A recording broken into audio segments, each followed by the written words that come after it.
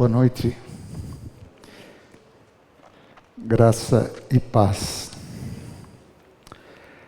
Abra sua Bíblia em Efésios, capítulo 1, verso 2 até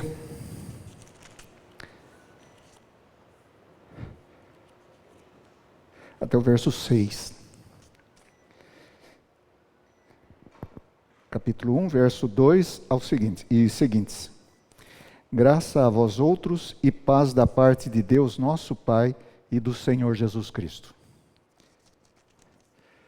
Bendito Deus e Pai de nosso Senhor Jesus Cristo, que nos tem abençoado com toda sorte de bênção espiritual nas regiões celestiais em Cristo. Assim como nos escolheu nele antes da fundação do mundo, para sermos santos e irrepreensíveis perante ele, e em amor nos predestinou para ele, para a adoção de filhos por meio de Jesus Cristo, segundo o beneplácito da sua vontade, para louvor da glória de sua graça, que ele nos concedeu gratuitamente no amado. O versículo 2 é a continuação da saudação do remetente. Agora aqui o apóstolo fala sobre pede e cumprimenta, na verdade, os seus leitores, os leitores desta carta. E é uma expressão já típica dos evangélicos, ou de nós mesmos, cristãos, né?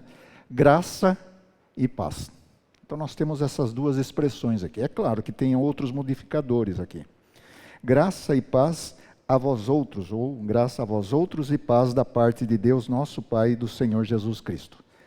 A palavra graça, o que vinha normalmente nas cartas era harem, era escrito assim, harem, que significa saudação, simplesmente saudação. O apóstolo Paulo modifica esta maneira de escrever no mundo antigo e expande. O apóstolo Paulo sempre expande as coisas, dando um sentido mais teológico, mais profundo.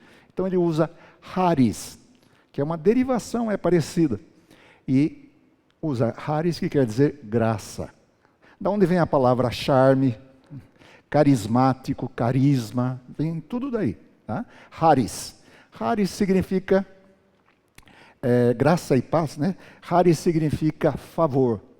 E corretamente a gente diz um favor imerecido. Se fosse merecido, já não seria favor. Então essas duas coisas se relacionam. É uma coisa que nós não merecemos e recebemos. Graça e paz. E o apóstolo Paulo vai falar sobre esta graça na continuidade da sua carta. No capítulo 1, versículo 3 em diante, ele vai falar sobre essa graça. A graça que Deus revelou em Cristo Jesus. Então ele vai falar sobre o eterno plano da salvação que acontece em Cristo Jesus.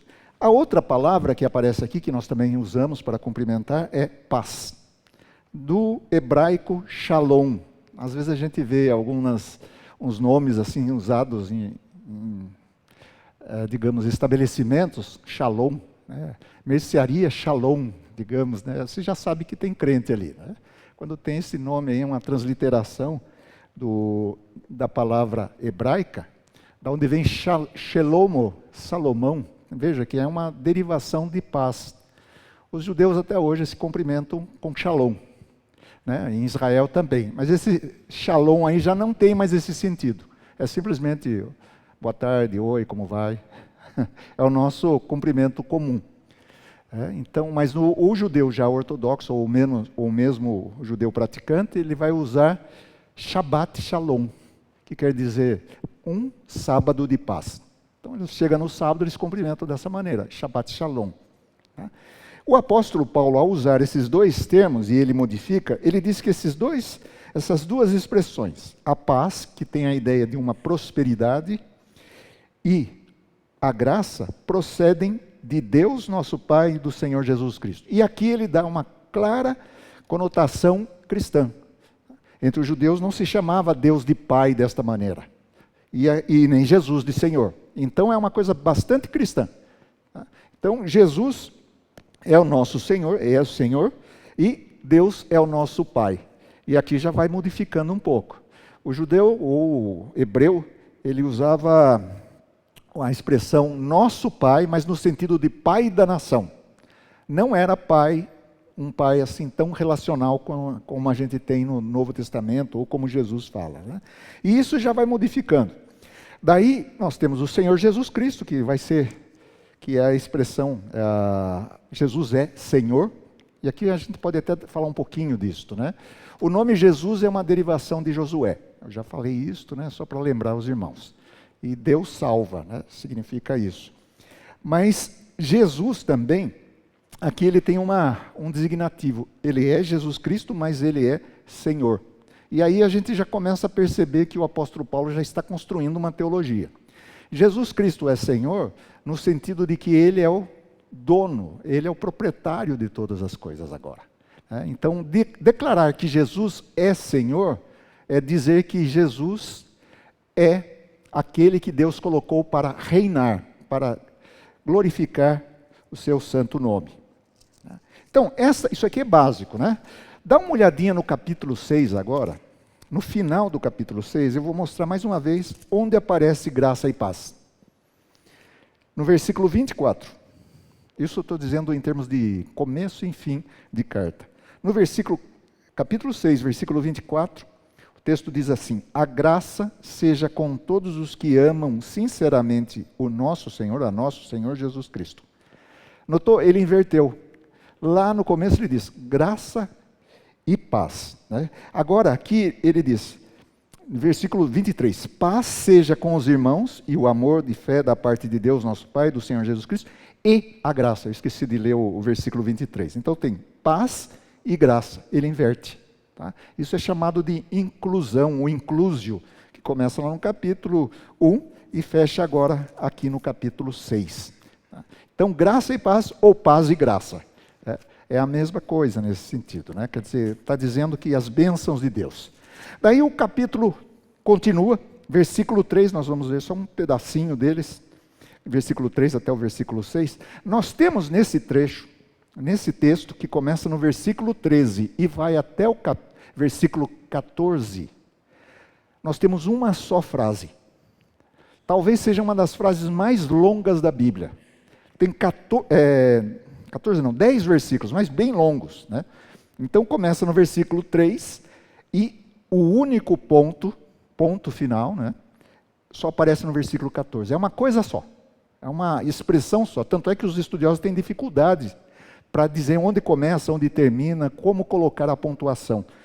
Os textos que chegaram até nós, e era o grego antigo, eram textos copiados à mão, escrito tudo em maiúsculas, sem acentuação e sem pontuação. A tarefa daquele que trabalha com texto bíblico é designar onde está a vírgula. E às vezes não se encaixa com as traduções, então pode mudar uma coisa ou outra. Por quê? Uma palavra muda tudo. Uma vírgula muda tudo. Né? Então, a gente vai ter que notar isso daí. Outra coisa, esse texto que começa no versículo 3 e vai até o 14, é uma disposição trinitária. Você tem aí o Pai, o Filho e o Espírito Santo. No versículo 3 até o versículo 6, é o Pai que planeja. Do versículo 6 até o versículo 12, é a tarefa, a obra do Filho, a redenção.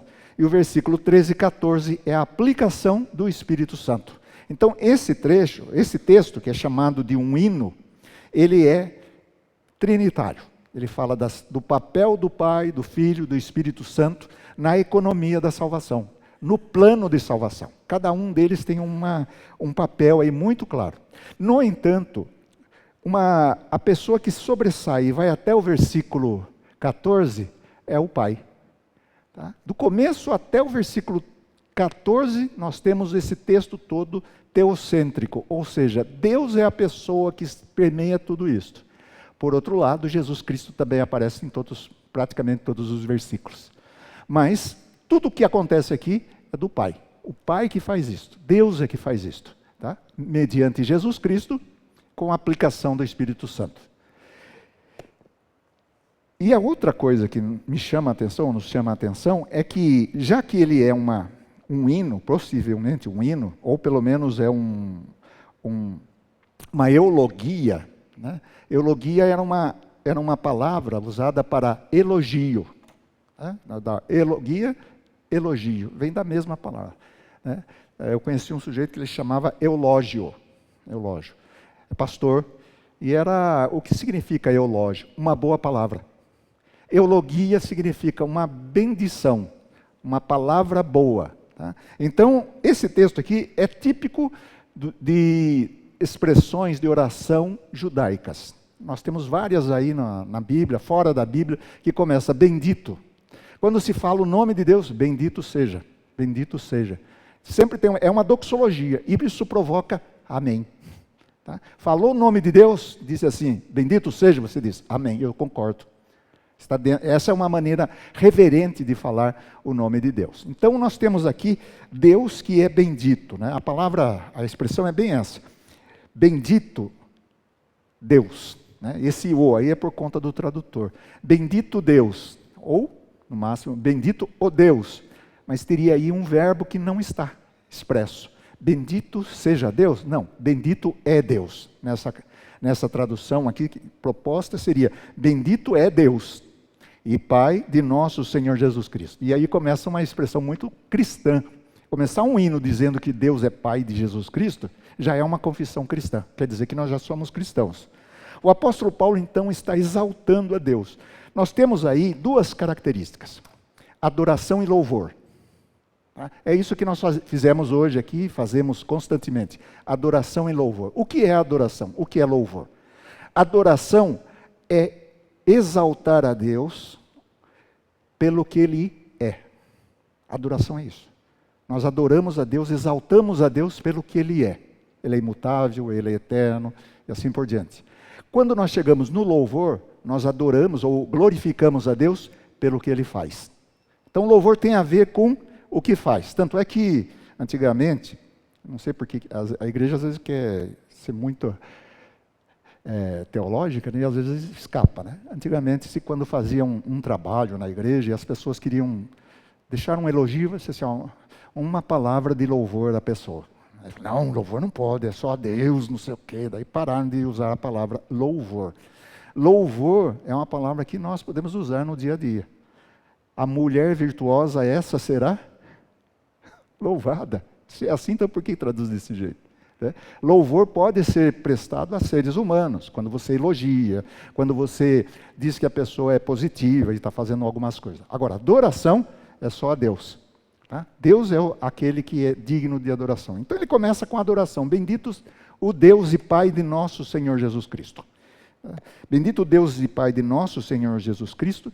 E aí vem uma palavra, né, que já veio no começo do versículo, né, eulogetos, e agora aqui vem euloguesas, ou seja, bendito Deus, Pai de nosso Senhor Jesus Cristo, que nos tem abençoado. Veja que são três palavras da mesma raiz. Bendito, abençoado, bênção espiritual. 3 vezes, num único versículo. Bendito seja o Deus, bendito Deus e Pai de nosso Senhor Jesus Cristo, que nos tem abençoado. E daqui por diante vai ser dessa maneira. Então, o que é essa bênção? Aí a gente precisa descobrir daqui a pouquinho. Agora Deus derrama as bênçãos. E aí vem uma coisa interessante. Ao mesmo tempo que eu bendigo a Deus, eu também sou abençoado por Deus. Mas aqui ele está falando de um momento, de um plano que acontece antes da criação. Tá? Então, a salvação não é, essa salvação que Deus propõe para nós, ela não é alguma coisa improvisada. Existe um modelo, uma teoria escatológica, que é o dispensacionalismo, que divide a história em 7 dispensações. Fez muito sucesso e faz muito sucesso no Brasil, né, porque você olha para o Apocalipse e olha daquelas 7 dispensações e assim por diante. As pessoas olham dessa forma. Só que isso daí não tem fundamento. No entanto, uma das coisas que chamam a atenção para a gente é que a igreja, nessa teoria, ela foi um improviso. Ou seja, Deus veio para o povo rejeitou, então Deus criou a igreja. A igreja é um adendo nessa teoria. Ela não faz parte do grande plano. É por isso que se fala, por exemplo, de arrebatamento secreto, essas coisas aí. Tá? Tudo isso vem do dispensacionalismo que surgiu no século XIX. No Brasil, inicialmente, havia um instituto bíblico que promulgava e divulgava essas ideias, que era o Instituto Bíblico Palavra da Vida. Muitos pastores formaram lá, mas só chegava nessa parte aí, ficava meio... apesar da teoria, né? Você joga essa teoria para um novo crente, ele fica maravilhado. Coisa linda, que interessante esse negócio das 7 dispensações e a vinda de Cristo. É muito interessante, chega a ser interessante, né? Mas só que não é baseado assim, numa escatologia mais clara, mais cristã, mais antiga. Né? É alguma coisa, é uma teoria, por isso que se fala, é uma teoria. Né? Então, nesse texto aqui, nós temos que Deus, que é o bendito, Ele abençoou, tem nos abençoado. A expressão aí às vezes não capta todo o sentido, né? O verbo, nos tem abençoado. Ou seja, Ele fez essa bênção de uma vez. Deus abençoou lá no passado e essa bênção continua sobre nós. Então é uma coisa muito interessante esses jogos de palavra, né? Ou seja, quem é você? Você é um abençoado por Deus. Você é um abençoado de Deus. E que essa bênção ocorreu antes mesmo das bênçãos expressas no Antigo Testamento. É uma bênção que vem lá de um período que não era atemporal, antes do tempo. Quando você lê o livro de Gênesis, a primeira coisa que é criada é a luz. E aí começa a haver tempo. Mas antes disso não há tempo. A gente não entende muito bem, não adianta a gente tentar chegar nesse ponto, né? Porque isso daí é da conta de Deus. Mas num momento antes do tempo, antes da temporalidade, Deus nos tem abençoado. E essa bênção nos tem abençoado também num lugar, nas regiões celestiais em Cristo. Ou seja, são bênçãos espirituais. Podemos ter até bênçãos espirituais, e isso é bênção, mas aqui são bênçãos que não têm medida aqui na nossa esfera. Ele está falando de uma esfera celestial. Ele não está falando do amanhã. Ele está falando dessa realidade que nós não vemos. Espiritualmente nós somos abençoados. É nessa realidade que também vai aparecer certas figuras no capítulo 2, no capítulo 6, nas regiões celestiais, aí nesse potestade do ar. Também existe isso daí. Mas nós somos abençoados lá em Cristo Jesus. Então a expressão é muito forte, é muito rica, para falar o seguinte: nós somos abençoados por toda sorte de bênção. Deus não é econômico. Ele não é aquele que segura as bênçãos. Ele derrama as suas bênçãos. E aí o que chama atenção é em Cristo Jesus.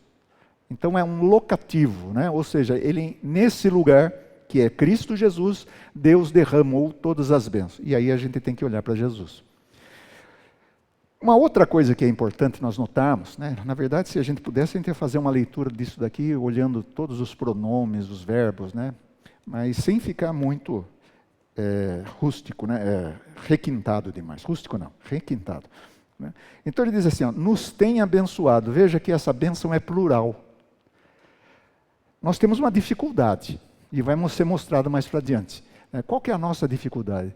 Nós vivemos numa cultura em que pensamos principalmente em termos pessoais, em termos individuais. Tá? Então, isso não vem de agora, já vem de algum tempo, mas sempre nós pensamos nisso. Eu já escutei muitas vezes isso daqui, ó, a salvação é individual. Não sei quantos já falaram aqui, não vou nem questionar isso, mas quantos disseram assim, né? A salvação é individual. No entanto, o texto está dizendo que Deus resolveu salvar um povo. Ele salva um povo. E então, nós temos que lembrar isto, né? Tem um aspecto plural, conjunto, né? Daí que vem a igreja, e dentro desse conjunto tem as pessoas. Apesar de nós tomarmos uma decisão pessoal, um encontro pessoal, nós somos acrescentados, ou olhando temporalmente, nesse povo de Deus. Tá? Ao mesmo tempo acontece o coletivo e geralmente inicia com o coletivo e depois o individual. Tá? Quando se falava de uma casa, de uma família, pensava-se numa família como no seu todo. Isso é característico do Novo Testamento, né? E a gente precisa recuperar isso. Qual que é a aplicação disto?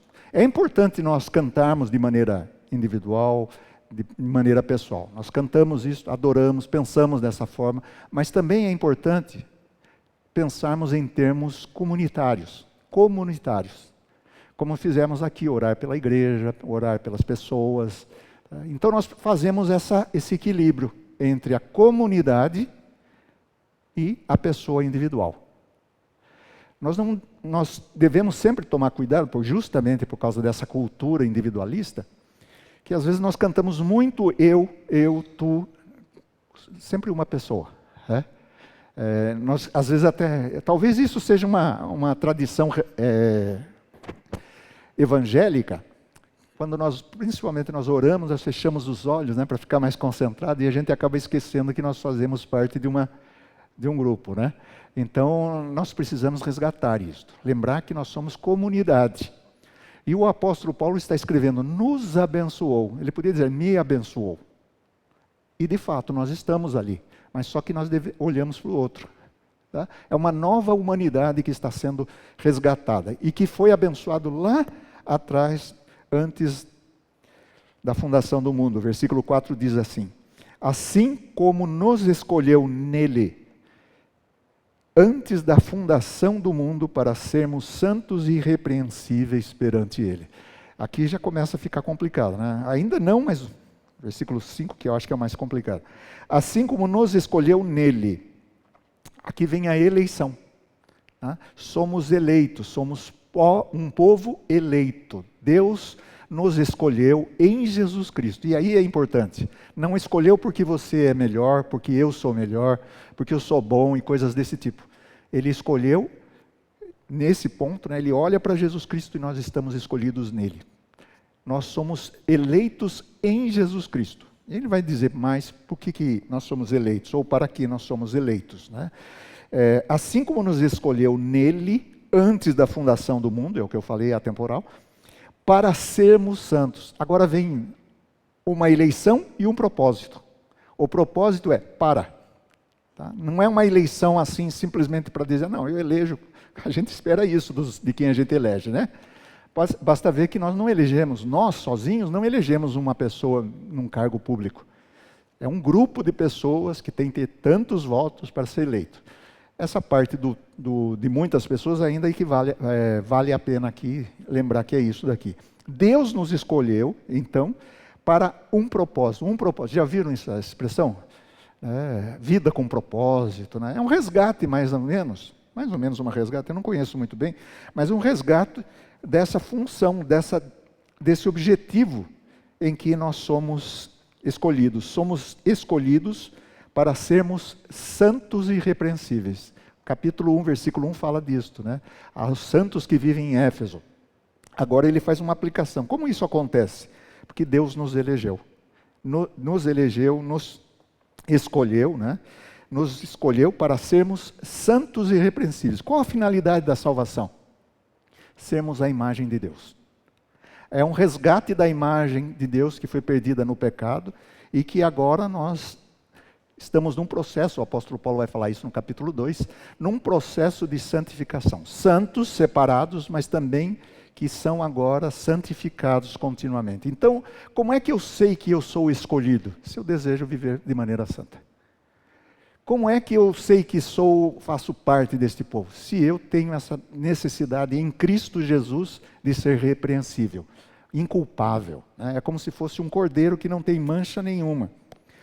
Esse é o trabalho que Jesus se propõe, é o que Deus faz. Né? E aí, esses irrepreensíveis, né, esse povo que é escolhido, é para ser irrepreensível, santo, diante de Deus. É para Ele. Tá? Na continuação do versículo ele diz, e em amor. Esse em amor nos predestinou. Quando você conversa com duas pessoas falando sobre esses assuntos, geralmente elas tendem a ficar falando como se fosse time de futebol, opinião, coisa desse tipo. Né? Não fale nesse assunto, né? Porque não é bem assim. Falou em predestinação, se pensa nisso, né? Então a gente pensa que predestinação é um Deus algoz, terrível, que escolhe. Mas o texto diz aqui, ó, ele nos predestinou em amor. Essa predestinação não é uma predestinação assim arrogante, que visa a ira, é bem mais positiva. Quem vai tratar dessas questões negativas é depois da reforma, né? Que vão tratar sobre ser predestinado para salvação e outro não, né? O texto só fala de predestinação para salvação aqui. O que não acontece aí, o que a gente não sabe, vai ficar sem saber por enquanto, tá? Então é só teoria também, fica se discutindo isso. Nos predestinou para quem? Para Ele. A predestinação, então, aqui, nesse texto, é em amor. E me fogem palavras, não tenho uma palavra correta para dizer isso, mas vamos ver um pouquinho mais. Para Ele, para a adoção de filhos. A expressão adoção de filhos, ela é romana, ela é mais romana do que judaica, tá? Então, para os romanos, adotar uma pessoa era adotar uma pessoa de qualquer família, e agora você considera filho.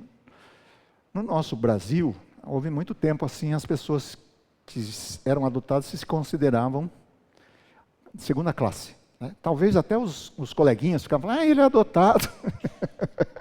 Queria furar o olho da criançada do outro, assim, ele é adotado, eu sei, né? Como se fosse uma de segunda categoria. Na Bíblia, ou pelo menos no mundo romano, a pessoa adotada ela tinha todos os privilégios de um filho nascido em casa. Às vezes até era colocado em primeiro lugar do que aquele. Veja que os imperadores eram assim, tá? Otaviano, ou Otávio Augusto, foi adotado pelo Júlio César. E ele se tornou o seu representante, o seu sucessor. Então há essa relação de todos os privilégios e deveres de ser um filho de Deus. Então, em Jesus Cristo, nós somos adotados, né? Nesse sentido, nós somos agora, não da mesma maneira que Jesus foi gerado.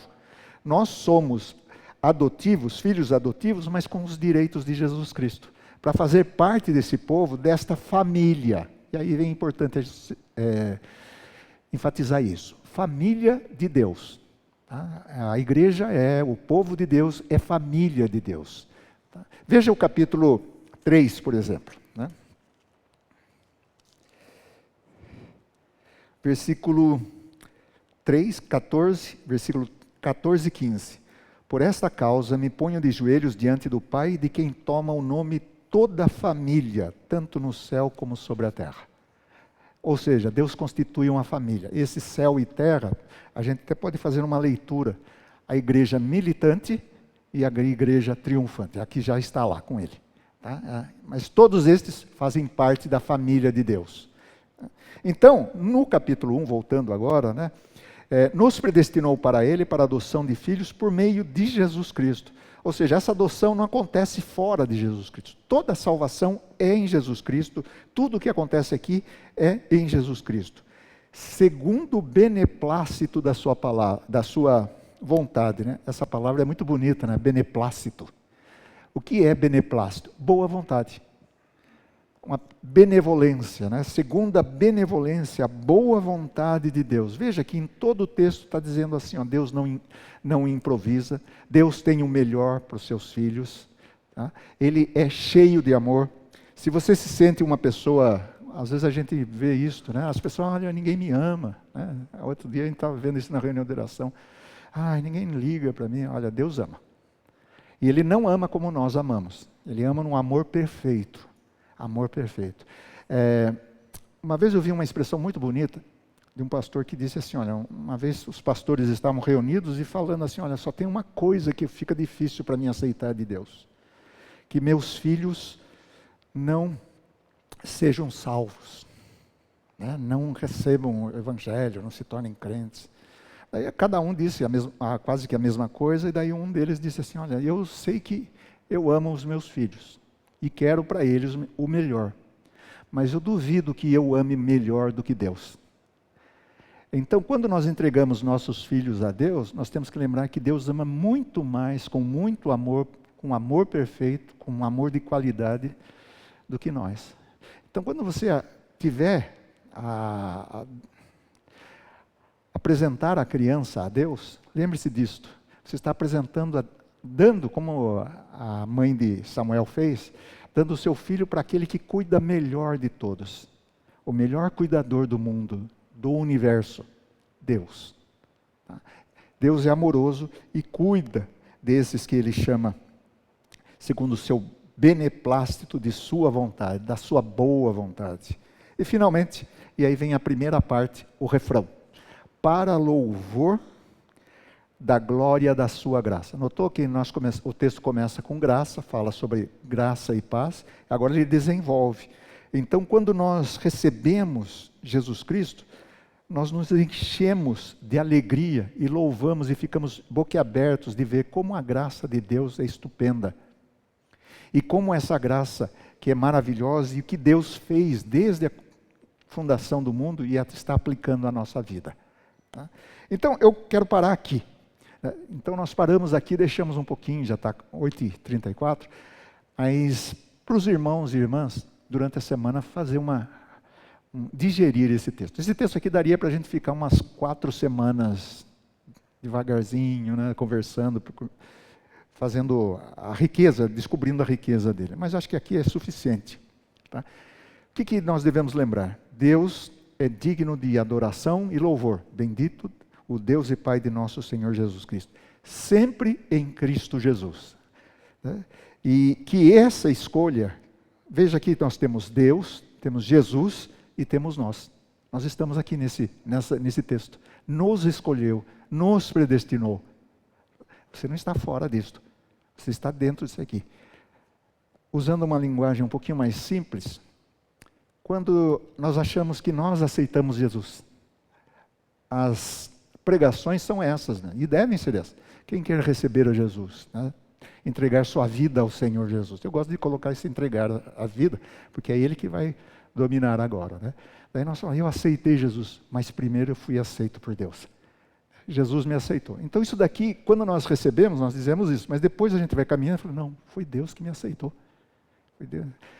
E aí, eu poderia dizer o seguinte, Deus tem um plano, e a gente não sabe direito como esse plano acontece.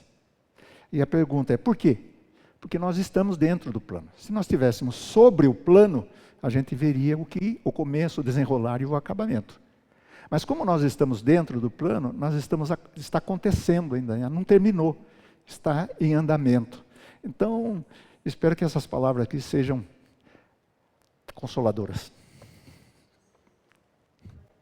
Muito obrigado.